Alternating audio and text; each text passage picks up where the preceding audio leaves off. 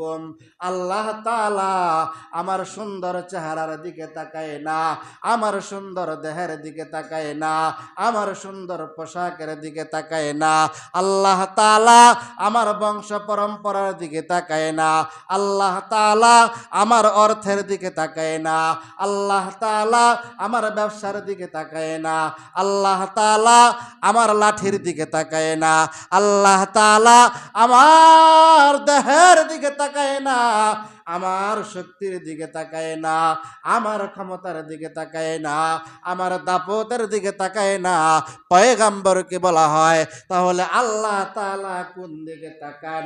ওয়ালাকি ইয়ানজুরু ইলা কুলুবিকুম, আমার আল্লাহ একমাত্র শুধুমাত্র কেবলমাত্র মানুষের অন্তরের দিকে তাকান। জোরে বলেন সুবহানাল্লাহ। মুহতারাম হাজিরিন, এই জন্য যার অন্তর ঠিক তার দুনিয়া ঠিক, আর যার দুনিয়া ঠিক তার আখিরাত পরিষ্কার।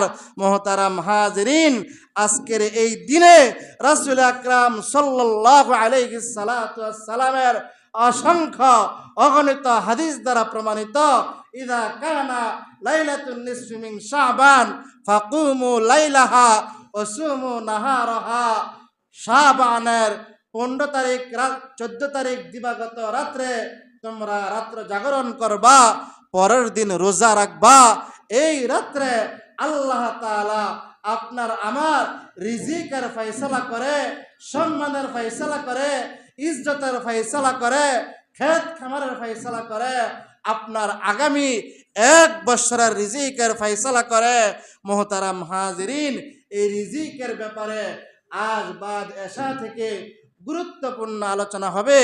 আল্লাহ তাআলা আমাদের সকলকে আজকের এই রাত্রে পরিপূর্ণ নেক আমল করার তৌফিক দান করে। সকলে বলেন আমিন। যারা সম্ভব হলে সন্ধ্যার পরে একটু গায়ে গোসল করা, এটা হলো মুস্তাহাব আমল। অনেকে বলবো দেখছাত হুজুরে কয় কি, আমরা ওয়াক্ত মতো নামাজই পড়ি না, আমরা বলে সব বরাতের দিন গোসল করতাম। আপনি ওয়াক্ত মতো নামাজ পড়েন না, এটা আপনার ব্যক্তিগত বিষয়। সারা বছর নামাজ পড়েন না, আপনার ব্যক্তিগত বিষয়। আপনি যদি এই রাত্রে কোরআন হাদিসের ব্যাখ্যা বিশ্লেষণ আমার কাছে স্পষ্ট, এই রাত্রে যদি আপনি একটু শীতের রাত্রে হইলেও যদি একটু গোসল কইরা ভালো কাপড় পরিধান কইরা আপনি 2 রাকাত নামাজ পড়েন, আর আল্লাহ যদি কয় সারা বছর তুই নামাজ পড়স নাই, মানুষের হক মারছস, মানুষকে মারধর করছস, মানুষের হক নষ্ট